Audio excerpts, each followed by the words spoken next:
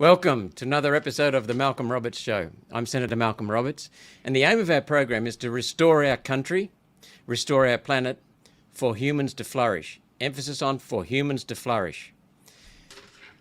I'm coming out of Queensland State in Australia, and I want to thank you for having me as your guest, whether it be in your car, your kitchen, your shed, your lounge, your barbecue, wherever you are right now. Sitting, standing, driving, walking, running, laying down, exercising, who knows what you're doing. Today we're going to get down to some truths that may surprise, may even shock you, disappoint you, cause you to be very angry, may even vindicate what you're thinking and what you've known, reassure you, be eye-opening certainly, and possibilities for the future. It will explain much about why our country in Australia is where it is and the loss of our sovereignty that many people don't even see. And it will explain why countries in the West are the way they are. And it will discuss what we need to do to restore governance, integrity, leadership, truth, respect, and security. Always, in my experience, truth is reality, and it's the best place to live. The truth includes, for me, that I love Australia. I love Western civilization. I admire Western civilization and what it's given our species. I admire our enlisted people, our servicemen and women, and appreciate their courage and service. I love Americans. I'm married to one. I've got two kids two adult children who are dual citizens. I admire Britons. I admire both countries. Their governments, though, I question. And our government's policy since 1944, I question. Today, we're looking for answers to my questions about governance. My show has two themes. Firstly, freedom, and specifically the freedom replacing control, the eternal human struggle between freedom and control. And secondly, responsibility, specifically personal responsibility and integrity. History repeatedly proves that both are essential for human progress and people's livelihoods, freedom and responsibility. Human history, when we look beyond the few villains and exploiters that get so much of the publicity, we see a wonderfully positive story about our species. I'm not suggesting that we ignore the villains and exploiters, nor the pain they wreak. Yet I want to look into them and beyond them to understand the bigger picture in human evolution and progress. I normally don't go into the news, but I want to discuss very quickly, or raise some key stories going through global news at the moment. Foreign banks are shaky. Australia's banks are well capitalised, but foreign banks are shaky and people are concerned. The Chinese currency, we're being told, is set to take over the US dollar as the global de facto currency. Russia, Japan, the BRICS countries, Brazil, Russia, India, China, and South Africa are signing up to the Chinese currency. Saudi Arabia has said publicly that they are considering it. United States power is waning. Economic power, military dominance. AUKUS has been top of the news. So we'll come back to that. Now, I recently read a very, very powerful book. It's entitled SubImperial Power, Australia in the International Arena. A book that's like me, short and simple. Actually, it's short and in its style, simple and direct. It's easy to read. It has powerful concepts. Let me read a quote from the front cover. This is from Albert Palazzo, former Director of War Studies, the Australian Army Research Centre. He knows what he's talking about. His quote is, "This deserves to become the foundation of the next Foreign Affairs and Defence White Papers. I give it my full endorsement." That's powerful. Let's go to the back cover. And Professor Craig Stockings, he answers the question, how does Australia operate in the world and why? In this closely evidenced original account, former Australian Army intelligence analyst Clinton Fernandes categorically debunks Australia's greatest myth, that of its own independence. That's why I raise sovereignty. So this is what Professor Craig Stockings, who's official historian of Australian operations in Iraq and Afghanistan and Australian peacekeeping operations in East Timor. Quote, "This book is a bold and challenging interpretation of not only Australian foreign policy, but of the psyche of the nation itself. Fernandes gives us a fast-paced, thought-provoking interpretation that many readers may not like. This is what happens when someone shakes the foundations, and this book does. But that's the point. Fernandes's analysis will force you to ask and answer some profound questions about this nation's place in the world and the course its leaders chose to chart.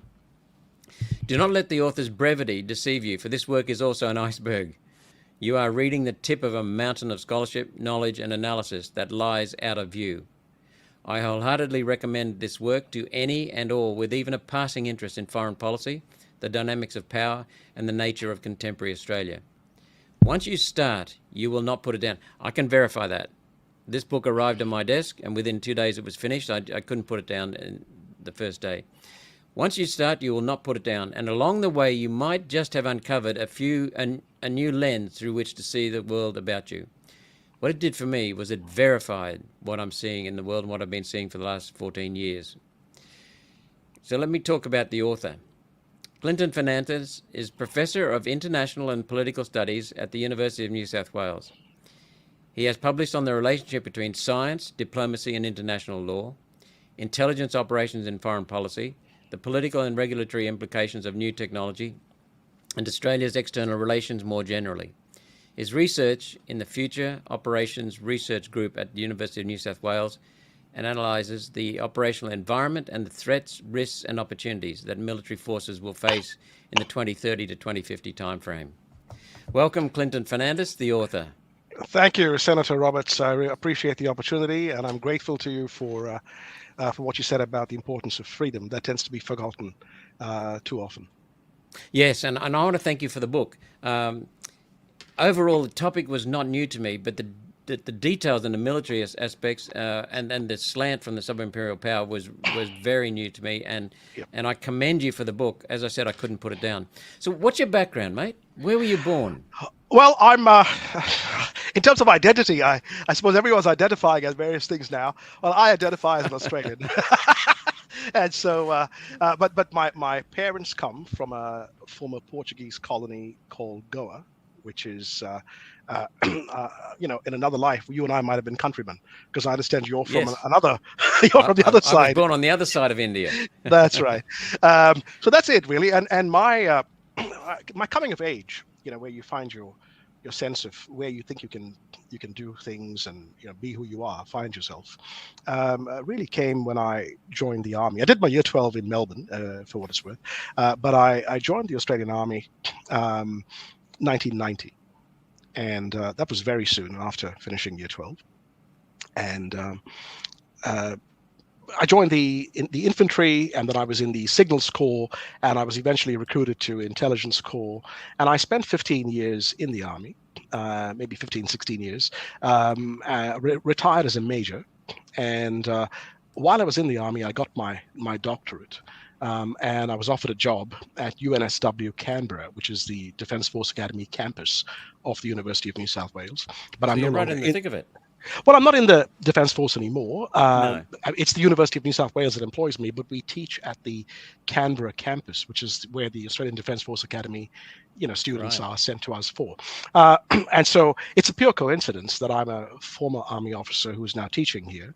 Most of the people are standard academics, but my research focuses on what's the environment that the Defence Force is going to be operating in, say 5, 10, 15 years from now. So I'm not at all interested in current operations, although you kind of look at what's going on as a guide to the way current technology is being used. But what I'm really interested in is the environment of the future. And that's not just the military environment, it's also the technological environment, advances in engineering, in physics and biology, things like that. So I know you're interested and you have expertise in many, many topics. So what shaped you? Where did you get that from? Was it just born within you? Or? Well, it's curiosity, it's curiosity about, no different to you, really. You're curious about some things and you want to know, well, why? And then you hear an answer, you hear answers, and they just seem unsatisfying. And ultimately, one sort of gives up the idea that one should just genuflect before one's betters, and you want to find out for yourself.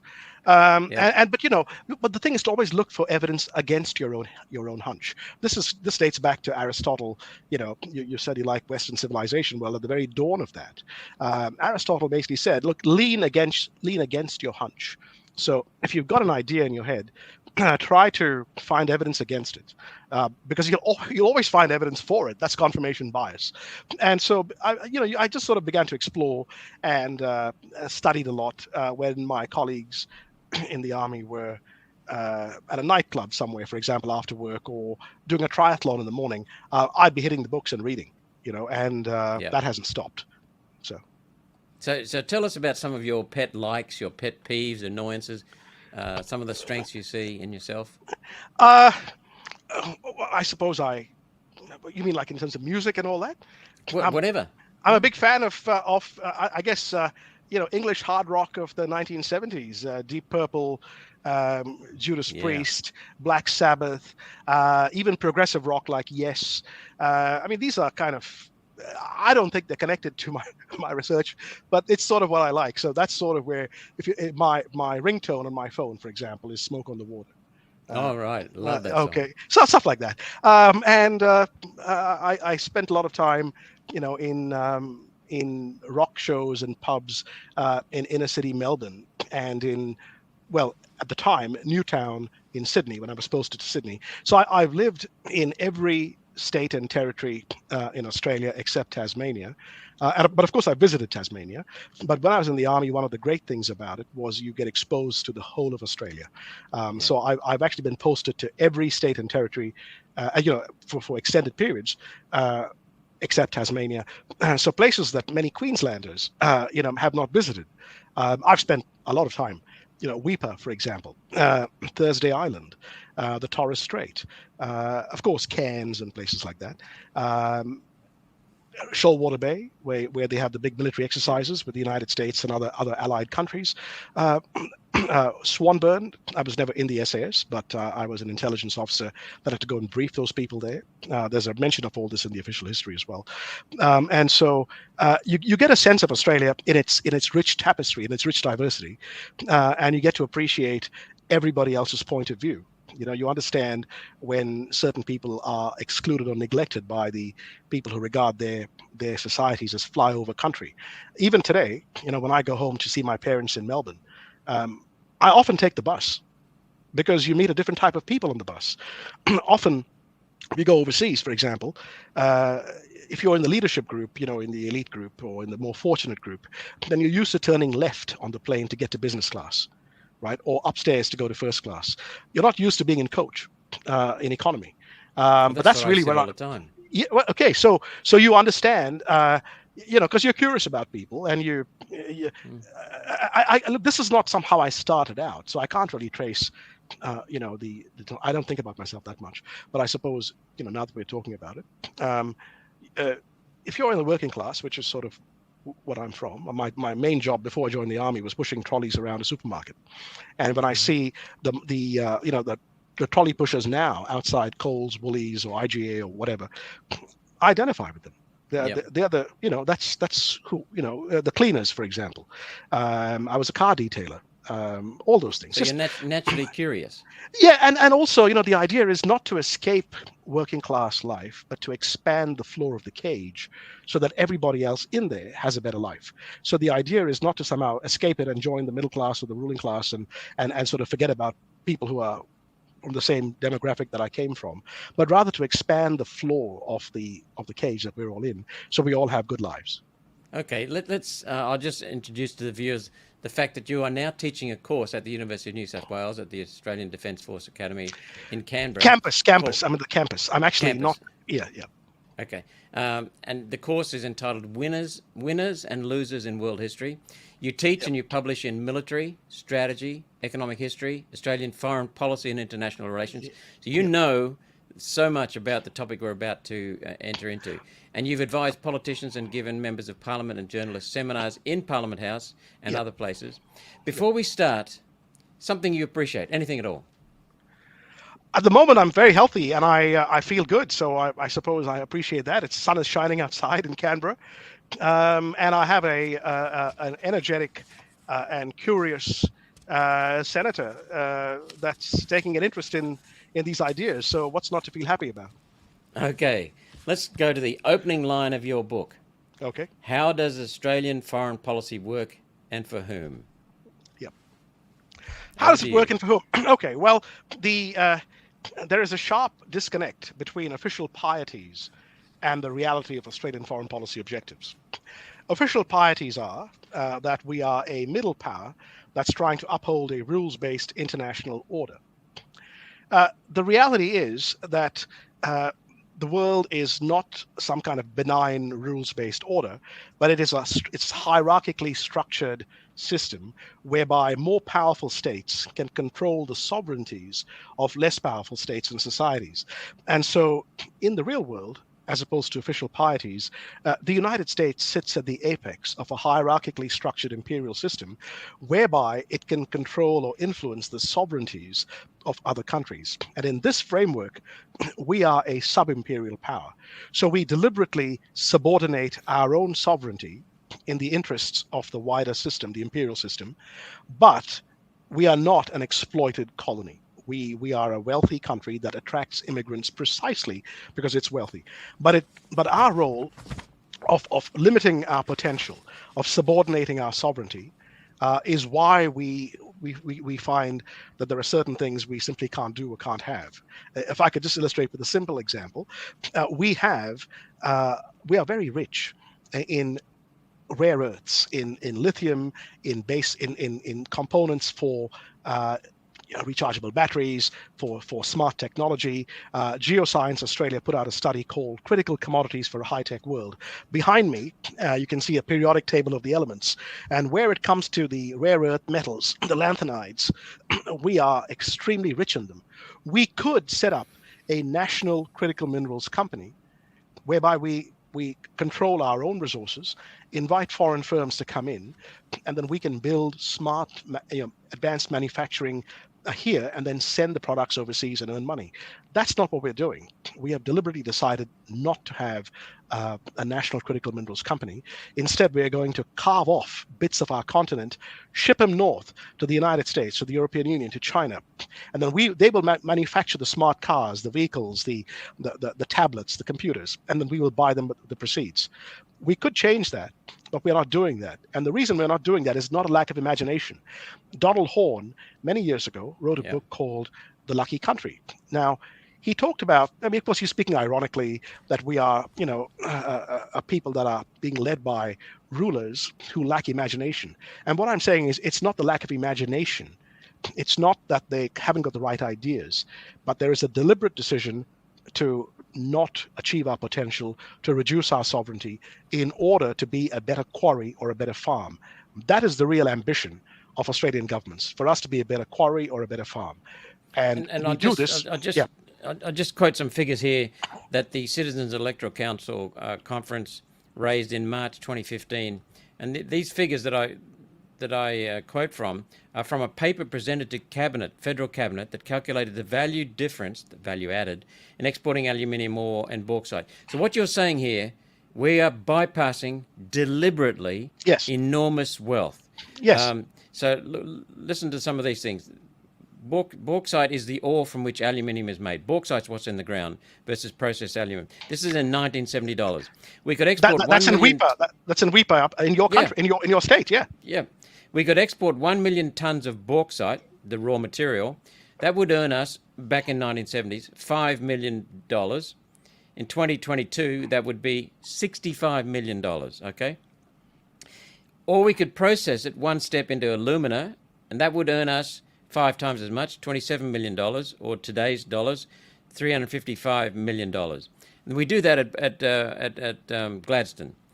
And we could process it again, and that makes a white powder. We could process that white powder again into aluminium, metal, and that would earn us $125 million in the 1970 figures, or $1.6 billion, which is 25 times as much in today's dollars. Yes. Or, instead of shipping that aluminium metal overseas, we could process it into aluminium metal products and earn $600 million in 1970, or in today's dollars, 7.8 billion, 120 times as much, and we become then secure and independent. So I just wanted to give you give people an example of what happens. We are wasting, what's that? We are wasting $7.1 billion and earning just instead $65 million. But that's right. Look, here's an example, right? And just so you understand where I'm coming from ideologically and philosophically. So let's say we want to apply a normal capitalist system. We're not talking about repressive regimes or whatnot. Let's say a normal capitalist system whereby those who take the risk should achieve a reward, and those who take, those who put in some investment should recoup that investment if it is successful.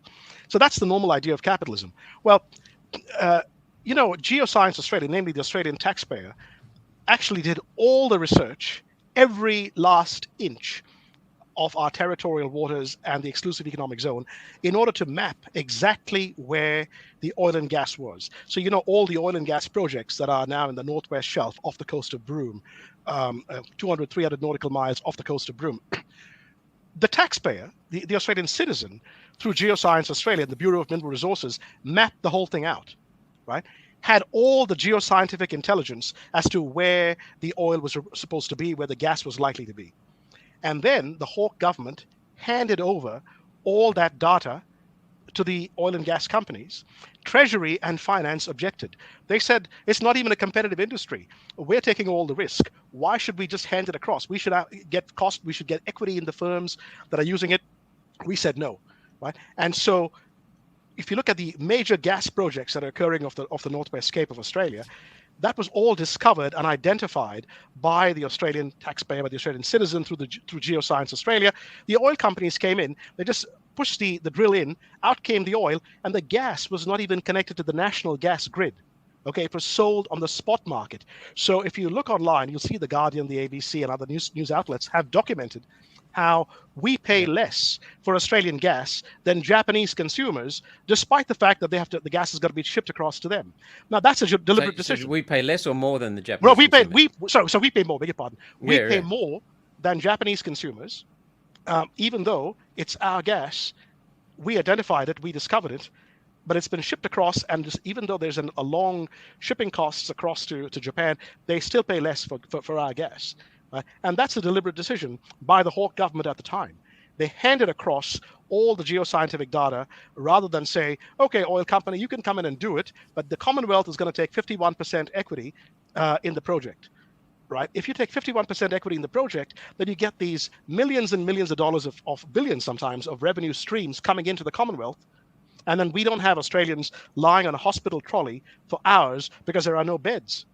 Right. And what's more, Clinton, we need to come onto something to get into the guts of your book. But what's more, the Japanese government, as I understand it, takes $3 billion annually on revenue, taxation revenue for imported gas. We get virtually nothing. Qatar makes billions out of it, so we are giving it away. Exactly, that's right. But I didn't realise that the Australian Geoscience, I should have realised that because of my background, but I didn't. That we've invested the money as taxpayers, and now it's getting squirreled away from us. So look, tell me, in capitalism, we took the risk. We should get the reward. Yes. We put in the investment. We should get the return. That's not what's happening. We do not have capitalism really functioning in this country. No. So let's look at what's happened in history. In 1648, this is quoting from page 4 of your book, the Peace of Westphalia ended 30 years' war, was designed to undermine the authority of the Catholic Church and the Holy Roman Empire. It conferred autonomy on the hundreds of smaller principalities on which the empire was built, known today as state sovereignty. Then in 1815, the second rules-based, the post-Napoleonic peace established in the continent of Europe was designed so that conservative monarchies could counter the rise of liberal revolutionary regimes. So what you're saying is that there's a history in humans of countries getting together, countries individually, dominating other countries. We know that. Then you've got the Third International Order involved the primacy of the first hegemonic actor in history to be a full liberal democracy, the United States of America. After World War II, the North Atlantic Treaty Organization defended a European order that kept the Soviet Union out, Germany down, and the United States in charge, that is. So we've had these orders. Now we've got the fifth one. The post-World War II order was built on suppressing the anti-fascist resistance in Europe and reconstructing the old order by bringing back the fascist collaborators. Yeah. So there we see some quite contradictions going on. What's an imperial power, mate? An imperial power is a power that controls the sovereignty of other countries. Now, normally, when we think about imperial powers and empires, we think about the physical, direct occupation of some other country. For example, Portugal physically ruling Portuguese Timor, today East Timor, for about 400 years. the Netherlands physically ruling what's today Indonesia, what was then the Dutch East Indies, France physically ruling Indochina, Britain physically ruling India. And so that's normally what we think about when we think about empires.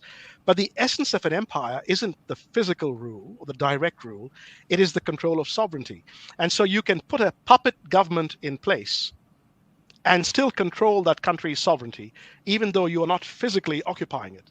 And that is really what was done, say, in the Middle East, where it was basically a network of family dictatorships, like the Saudi family, the Al Sabah family of Kuwait, and the various other family dictatorships were put in place so that they could basically rule in the interests of Western oil companies and so on. So that's an imperial system. An empire is about control of sovereignty.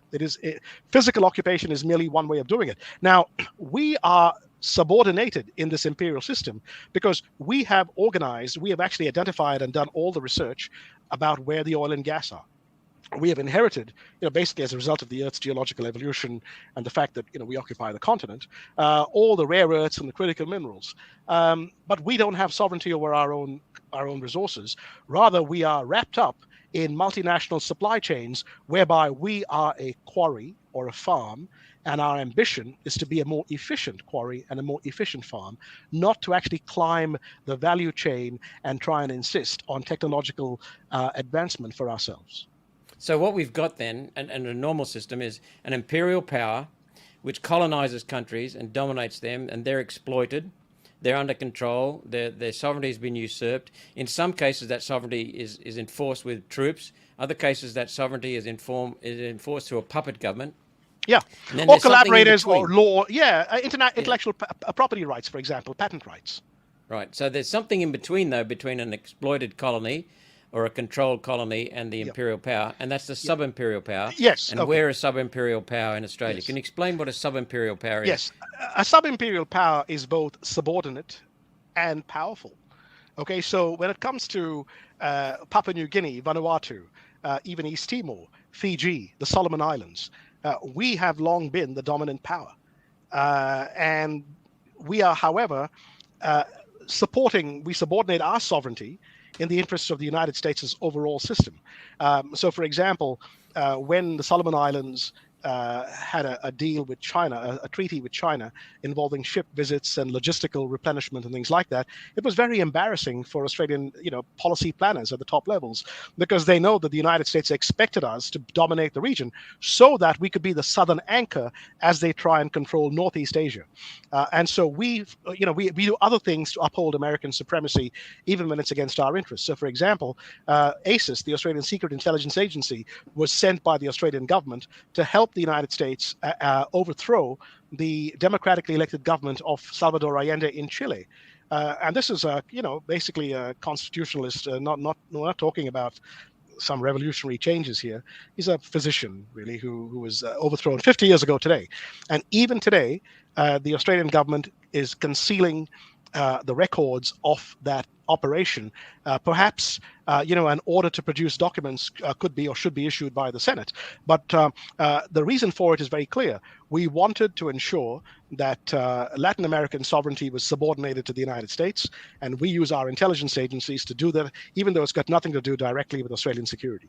So we do our dirty work against Chile for the United States. Yes. And what does the United States give us in return? Well, look, so when it comes to us, when it comes to people like you, me, or let's say the 95%, 90% of the public, we happen to live in a rich country, so that's what we get. But the real wealth, the real control, the real international connections would accrue to people who are in the top 3,000. So let me explain what I mean by that. Credit Suisse every year puts out a global wealth report. Now, I know Credit Suisse has actually now been bought up by UBS, but go online and look for their global wealth report.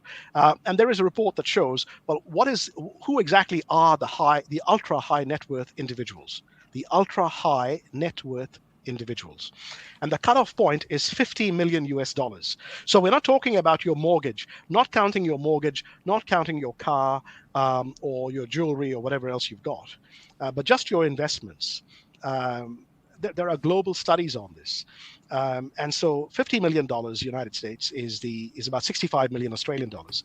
We have about 3,000 Australians whose net worth is more than $65 million or more than 50 million US dollars. Policy disproportionately favors them. That's what the benefit is. That's what the payoff is. And this includes the people who are billionaires, okay? But the top 3,000 Australians, out of a population of 25 million, 3,000 people, which is an extremely small proportion. We're not even talking about 1%. If you had to do it statistically, it would be statistically insignificant proportion of the population. They benefit disproportionately because the dividends that flow through, the patent rights, basically the return on investments disproportionately flows to those who have assets located there, and we're talking about financial assets now, not your mortgage or your holiday house or anything like that.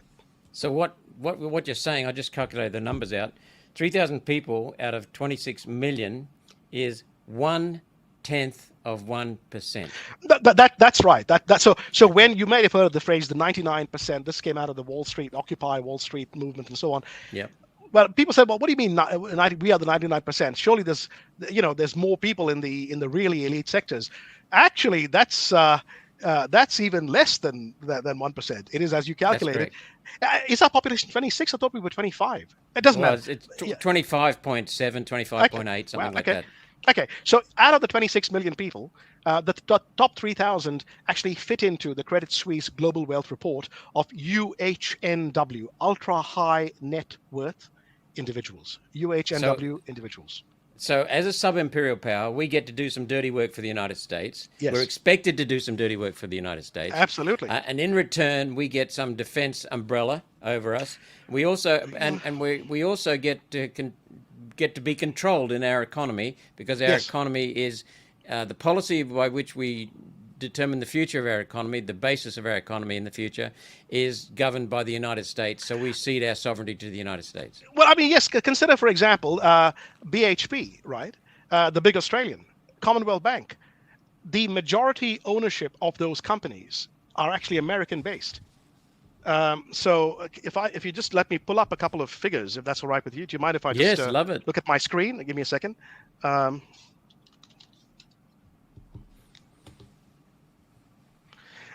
If you look online as well, look in the conversation where it's this thing called who owns Australia's companies, right? It's about agents of foreign influence. So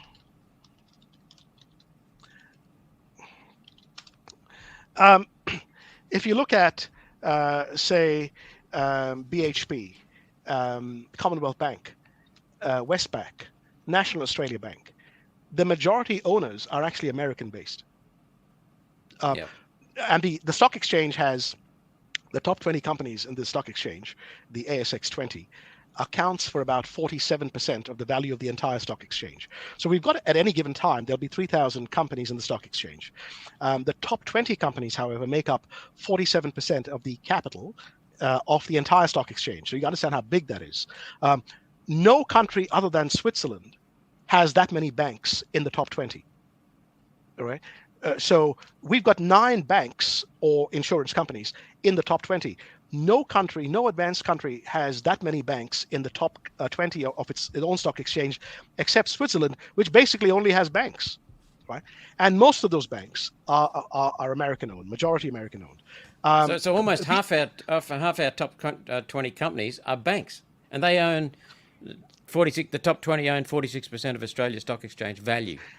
By capital, that's the market capitalization. That's absolutely correct. And so, if you at some point we're going to have to sort of see if we can do a share screen or not. But people can just look online for the conversation, and the article is called "Worried About Agents of Foreign Influence." Just look at the stock exchange. Right? So, do you know that Woodside Petroleum, for example, which received all this geoscientific intelligence and all that, is more than 60, maybe even 70% on any given day American-owned. Right. So all the dividends are being shipped off over there. The profits, that is, are actually going overseas. So yeah, they are paying royalties. And so if you look at the figures that were tendered to the Australian Parliament at the end of 2017, from 1984, when the Northwest Shelf project began, until the end of 2017, so 25 years, about $26 billion, $27 billion of royalties, taxes, and excise came out of that project, right? What did Norway do? Norway owns its own oil and gas company. It's called Statoil. Now it's called Equinor, right? They got $1.3 trillion US in revenues. We got $26 billion, right? And so what they did with that thing is they invested it. And so they have a pension fund. Norway's only got 5.5 million people.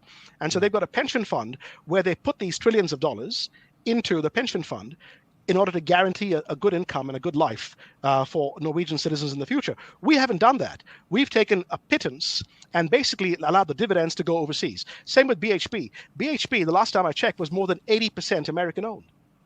Okay, I'm going to interrupt you there deliberately because I know what else I would want you to cover. This is fabulous stuff. It's beyond what I even expected. So basically, we're being exploited. Yep. But the other side to that, not the other side, but the other aspect to it, Clinton, is that we don't know we're being exploited. So that's right. A wonderful thing. You're screwing someone and they don't even know you're screwing them. Yeah, and this goes back to the defense umbrella. It's very important.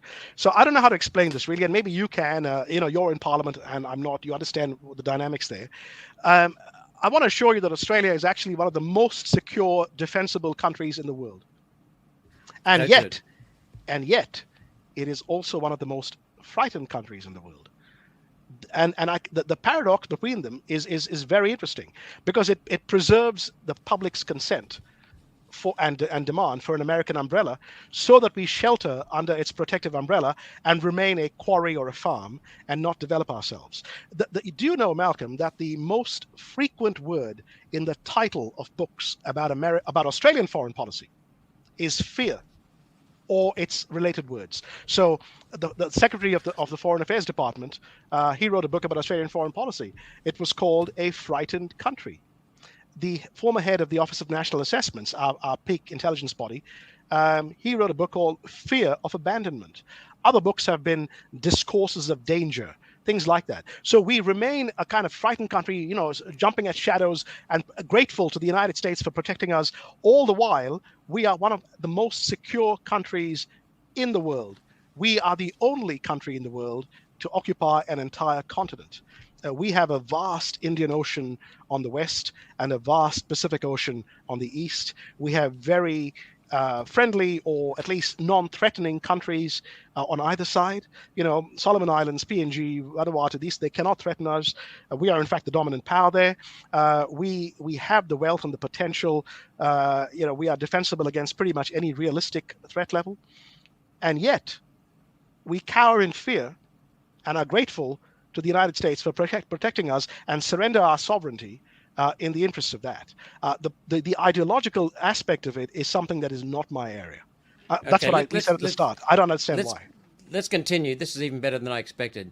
Tell us what is the rules-based international order, please, Clinton, the rules-based international order. The rules-based international order is a euphemism for following the United States and whoever happens to agree with it. That's being simplistic. So let me explain. The rules-based international order is different to the United Nations Charter and international law. So if you had international law, then you should be not spying on Timor in order to steal its sole asset, namely its oil. This is a country, East Timor, that's the major case of genocide in recent years, in the last 30, 40 years in our region, was Timor. And it had almost nothing. When it came out of the Indonesian occupation, it had almost nothing. It did have a little bit of oil, though, and we decided to spy on it to take it over. International law would say you can't do that. You're supposed to deal with other countries in a spirit of mutual equality and good faith negotiations. We acted as an imperial power. That's what it means. But then on the other hand, this is the 20th anniversary of the invasion of Iraq, which is against international law, but it's part of the rules-based international order. So that's what it really means. It's an imperial system, but you can't call it that. And so you've got to go and use these euphemisms. And anytime you ask somebody, well, you like the rules-based order, do you, foreign minister? Well, what are the rules? Where can I find these rules? Answer is, you're never going to get that answer because you're asking the wrong question. I just come back. I've got another question, but just to introduce that question. Alexander Downer, foreign minister, when he retired from politics, on the day he retired, I think he was on the 7:30 report, and he retold a story after 9/11, and John Howard, as prime minister, arrived back in Australia and walked into cabinet and said, "We're off to Iraq." Now that is not the way I would expect our military to be engaged, but we'll come back to that if time permits, because I think there are many other things we can talk about here. Can you tell us about, you've already talked about the deindustrialization leading to dependence, and that's deliberate. Yep. And you mentioned in a conversation we had some time ago that workers pay the price. Can you please explain that? Oh, sure. So, for example, what we could do, as I said, is develop our own national petroleum company, our own gas company, like Qatar, right, or Norway. Norway. Look, it's the principle of national ownership, regardless of who's doing it. That one supports, and so we could do that, and that would allow us to subsidize, a certain higher level of material comfort that allows people to have more fulfilling lives. You talked about fulfilling lives and freedom and human flourishing, or words to that effect at the start of this conversation. Correct. Yeah. In the past, you'll remember a time where you would need one income, and you could support a family of maybe a couple of kids. Yep. And you wouldn't be able to go overseas for holidays on the one income. I mean, you might wind up going to Fraser Island or Browley or Wilson's Prom, places like that. But you could live in frugal comfort. Now you've got to have both partners in a relationship, in a family, working, sometimes more than one job each. And they have to delay the time at which they decide to have children because of the huge difficulty in getting a mortgage, in planning for the future, in saving up. We have the funds, we have the ability to ensure that there is adequate childcare. It doesn't have to be like that. But what's happened is we have deindustrialized, and power has shifted from the manufacturing and the industrial economy to the financial economy. And this is where I think we might talk about the U.S. Federal Reserve and the financialization of our company. Over to you. Okay, so at the 50s and 60s were a time of what's called regimented capitalism, in which finance was the servant of capitalism, not the master. Mm-hmm. Since the 1970s, when the dollar was taken off the gold standard and it was allowed to freely float, and a number of other very important initiatives were taken to increase the power of finance and money market funds and the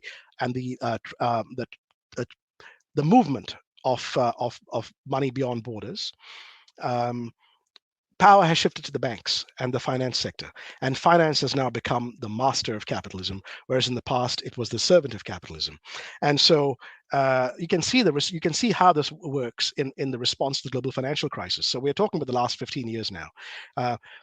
The United States Federal Reserve was created in 1913, and its role is to increase the money supply in the United States economy. We can do the same thing about the Reserve Bank here, but I'm talking about the United States because it's a global system. From 1913 till 2008, the global financial crisis, say approximately 100 years, it increased the money supply by $978 billion. So 100 years, $1 trillion. But in the last 15 years, from the GFC, the pandemic, and everything else, it's increased the money supply by $9 trillion in the last 15 years, which means it's increased the money supply by 900 years worth of money it's printed in 15 years' time. That's a huge amount of money in an era of ultra low interest rates, sometimes called ZIRP, Z-I-R-P, zero interest rate policy. And what this has done is it's led to a flood and a huge transfer of power to the finance sector, away from ordinary Australians, away from businesses that actually make things that are useful. Now it's basically financial engineering, not the engineering that you or I might think about.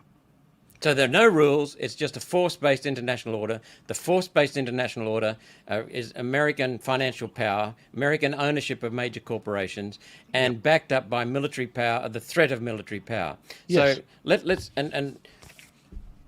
I raised that book yesterday with you, Clinton, when we were doing preparation. Yeah, I haven't read it, but I haven't read it, but I know what you mean. Yeah. Ron Paul is an amazing senator, as you know, and he's one of few with integrity, one of few with understanding of the finance system, and he points out that the Federal Reserve Bank in America has been directly responsible for every major recession and every major war since 1913 when it was formed. So let's move on, because I want to get back to Australia here. AUKUS, okay. Australia, United Kingdom, United States. Why? Well, okay. So AUKUS is, it's a naval. It's a lot of things. It's a transfer. It's submarines. It's hypersonic weapons, other kinds of missiles, surface-to-air missiles, and so on. AUKUS is a lot. It represents, in my view, a bet. It's a bet on two great unknowns, and if the bet is wrong, as I think it well might be, then we're in a lot of trouble. The bet is that we are able to prevent a multipolar world emerging, which is happening now. We are able to preserve a US-led world for the next 70 years, because that's how long we're going to have these submarines for. It means, it's an expression of faith that the United States is going to retain power, unchecked power, like it did after the fall of the Soviet Union, for the next 50 years, all the way to the 2070s, when the submarines are still going to be used. And the second bet is that the United States itself will not be riven by internal domestic polarization, which is happening now. At the moment, you've got the United States president, as we're speaking, surrendering to be arraigned by a district attorney. And his supporters are not going to like this. So we are betting that the United States will remain internally stable for the next 50 years, until the 2070s, and that it will be on top of the world, controlling it for the next 50 years. I don't think that a reasonable person should make that bet, not with Australia's future. So we're making ourselves a target. Yeah, what it represents, though, is we're actually giving up the idea of having an independent Royal Australian Navy. Okay, we are saying we don't want to have a Royal Australian Air Force or Royal Australian Navy that's independent, that's under Australian control. We're going to optimize them to make them a wing of the United States Air Force and to make it a small squadron of the United States Navy. We are not buying submarines. We are subsidizing the US Navy's submarine budget. The boats themselves may well have an Australian flag on them when they eventually arrive. They may well have a few Australian sailors in there, but not all. We currently we cannot crew our own submarines now. Right? And I bet you that they. Well, actually, I won't bet you, because. No, I won't bet you on this one. No. But look, I mean, you can see what's going on, right? I mean, there's an attempt to reposition ourselves in our region as a First Nations nation. Okay, so you've got Kim Beazley at the War Memorial. He's going to recognize the frontier wars. You've got Tony Burke, the culture minister, who's going to fund, in his Revive policy, a lot of indigenous arts and artists and so on. And they will be hopping from one plane to another, one embassy to another, Australian embassy overseas, doing welcomes to country and various things. And you might even have the submarines. This is what I don't want to bet you on, but this is what I'm thinking. And other people have said it before me. The submarines may even be named after the spiritual sea creatures of the coastal areas, wherever they happen to be based. They might even carry, dot paintings on the hull of the frigates or whatever else. And the aim is to present ourselves as anything but a sub-imperial power. We are a First Nations nation, right? We are reconciling it. So that's sort of what to expect. Okay, I just want to mention this because you go into, in your book, Sub-Imperial Power, you go into Australia, United States Free Trade Agreement, Australia, United Kingdom Free Trade Agreement, and I just want to raise to people's attention this book, How to Kill a Country. It was written by 3 academics in Australia, and you'll see Uncle Sam there with the gun pointed at the Kyla belly. So we have been ripped off spectacularly, Clinton, by the United States and the United Kingdom in these so-called free trade agreements. And our own leaders. Yes, I'm sorry.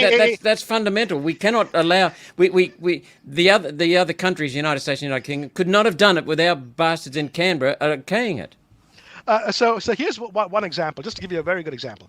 I just want to explain quickly the difference between a patent and copyright. Supposing I take a cookbook. Okay, if I produce a cookbook, right? the recipes in there, anybody can make. You can make your food, you can make the dishes just by following the recipes. You don't have to pay me to follow the instructions there. You have to pay me, in terms of if you want to photocopy my book, but following the recipes, that's just copyright. A patent is something else. A patent is when I have a patent, if you want to make something using my technique, you've got to pay me for that, right? Now, patents, therefore, are possibly incentives to invention and innovation, but they can also be a protectionist measure that bans anybody else from making things. And that's the way patents are written now. Patents are now about products, not just processes. So if I can figure out a different way to make the same pharmaceutical, I'm banned because it's a product itself that's now patented, right? And so the Australia-United States Free Trade Agreement has some of the longest patents anywhere in the world, 20-year patents. And if an American drug company were to change a single molecule, let's say, or a few molecules in a drug, they would be able to extend the patent for even longer. That's called evergreening of patents. So the Australian Pharmaceutical Benefit Scheme pays billions. Australian patients in who go to the pharmacy or whatever, they pay billions more than we ever get in patents that we issue, right? We should never have signed on to these patent-rich free trade agreements. When there was an inquiry in the 1980s about this, the only economist on the Industrial Board Advisory Committee warned against it. He said that we're going to pay ourselves. We are going to be paying to be exploited, right? Because yes, we should never be giving those 20-year patents, which means if there's some drug or some device or something that's been produced, we are going to ban any Australian from trying to replicate it, even with a different technique, for the next 20 years, in order to get a reduced price that's more competitive for everybody. No, we aren't going to do that. That's the Australia-US Free Trade Agreement, and that's John Howard's legacy. That's his biggest So he subjugated our economy, we subjugated our manufacturing sector, destroyed our manufacturing sector, subjugated our military, subjugated our sovereignty. Now, there's something else. I don't want you necessarily to comment on this because I have something very important for you to comment on instead, and we haven't got time to do everything. But United Nations Agenda 21, the United States is no longer in charge of its own destiny. It's basically doing the bidding of the globalist predators behind the United Nations, the same American companies. So I just wanted to mention that and also draw your attention, Clinton, to this book, Rebuilding the Federation, by Richard Court, the former Premier of Western Australia. Could you close, we've only got a few minutes, could you first of all tell me where people can get hold of more of your material, more of your reading, more of your articles, and then I'd like you to talk about expertise, secrecy, and ideology, your last chapter, because Milton, you started that chapter with John Milton's quote from 1642. They who have put out the people's eyes reproach them of their blindness. So if you can talk about... Okay, so where to find my I mean, look, I suppose just look at a bookshop or online, you'll find the book itself. It's important, though. It can be read in 3 sittings. So thank you. It's meant to be read in 3 sittings. It's about 30,000 words, so it's about a quarter the length of other books in foreign policy. And very easy to read. Thank you. Other outlets, like I've made submissions to the Senate Economics Committee and to the Foreign Affairs Committee, but basically you can find me at arena.org.au or Crikey sometimes. I basically do my research and I put the findings out, and whoever wants to use them. Now, as to the expertise, the biggest thing is that people think that they have to defer to experts in foreign policy and defense, but those areas don't have a kind of technical background you need in order to become an expert in. What you need is Cartesian common sense, right? So, for example, I'll give an example, Malcolm. If I'm in the physics department, and like yesterday, for example, I was examining. Well, let's just say it's not a secret. Or we have a couple of satellites in our space program at our university, and they go around the Earth. And they take photographs and stuff like that. And this is experimental because we're trying to develop our own sovereign capability for an Australian space satellite, right? Well, there are certain laws of physics you have to know. There is orbital motion, there is friction, there's gravity. And if you don't have that, you are not part of the conversation because there is a certain technical basis to become an expert in there. On the question of foreign policy and defense, that is completely missing. anyone who figures out who can figure it out by working cooperatively with other people and creating the tools of intellectual self-defense so that we can understand the world. It's not like physics, it's not like biology. It's not where there's a threshold one has to cross of technical information where you can't really kind of you can't make it up as you go along. So, and then we have the veil of secrecy. Secret. Well, this is not my view. We've only got a couple of minutes on that. Australia is the most secretive liberal democracy in the world, according to the New York Times. Not as national security should be a goal, not an alibi. That's how it ended. Okay, and an ideology, expertise, secrecy, ideology. Well, as I said, the ideology is that the thing that keeps us fearful, right? That we are Right. actually a very secure country, and also one of the most frightened countries. So this is a huge threat to our democracy. We're ceding our sovereignty. What do we need to do that's in the national interest? Clinton, what's the solution? You've got 2 minutes, and then we have to wrap up. I'm afraid this is beyond my capability to synthesize in 2 minutes. Okay, tell us which direction we need to head. What are the fundamentals? If the principal problem is our lack of sovereignty, we must assert our sovereignty. We must not allow the defense minister or the prime minister alone to send Australian forces to war. We should try to ensure that we gain, the Commonwealth should get equity in some of these top companies, because these companies did not create the resources. It's geology that's done it, and anything that is like that should belong to the Australian people. Okay, so it starts with awareness. Tell me the two classifications into which you classify the wars we've been engaged in. Okay, there are wars of choice and wars of necessity. A war of necessity is when we're attacked. In self-defense, we have to attack, right? We have to defend ourselves. There's no need for parliamentary consultation like that. But when it comes to a war of choice, like sending troops to the South China Sea, to Taiwan, to South Korea, to Iraq and Afghanistan, it's a war of choice, not a war of necessity. And just like Norway, the Netherlands, and Germany, our parliament should decide that, not the executive branch of government.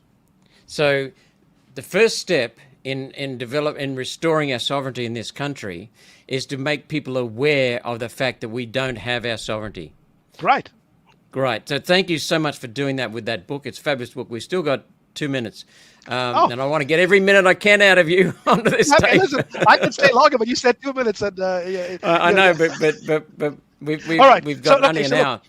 Look, we need to have a very serious, I think, maybe an inquiry that you can host or something like that, about what to do about platform capitalism, right? We have the fastest growing area of the workforce is actually the gig economy, where Australian workers are being governed not by a manager or a boss that's human being, but by an algorithm and by reviews, and are deeply insecure. We are returning to the itinerant farm workers in Western Queensland and Central Queensland of the 1890s, before the shearers' strike. Good point. Good point.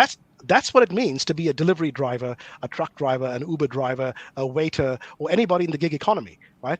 And we need to protect people in that workforce, in the platform economy. And so there has to be some serious alternatives to and reform of platform capitalism, because that's where people spend most of their lives.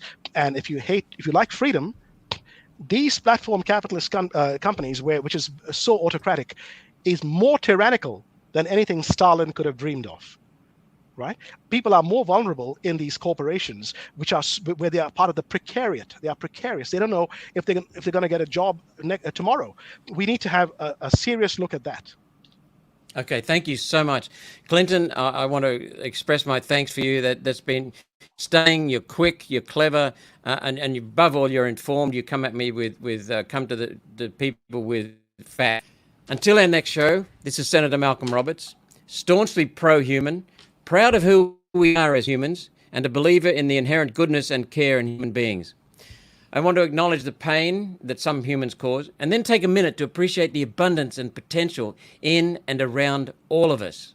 In all of us, around all of us. I want to thank and acknowledge Clinton Fernandes for what he's done, the work he's done. He's opened up the book. I was a little bit into it, but now I can see much more clearly what he's discussing.